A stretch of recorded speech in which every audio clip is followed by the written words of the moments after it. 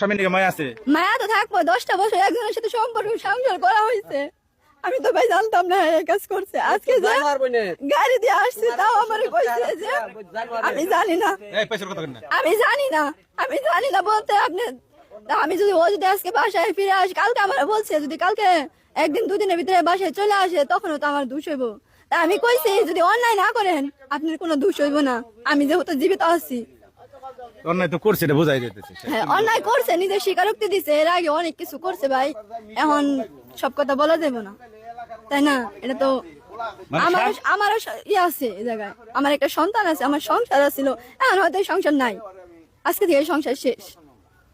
কথা হলো মায়া লাগতেছে ওই তোমার এই ওয়াইফের কারণে আর তোমার বাচ্চাটার কারণে। কারণ একটা নারী এখন পর্যন্ত তোমার সাথে সংসার করবো না, তারপরে তোমার গায়ে হাত তুলতে দেয় না। একটা নারীর ভালোবাসা কোন জায়গায় ভাই? একটা নারীর বিশ্বাস কোন জায়গায়? 10 বছর ধরে বিয়ে হয়েছে,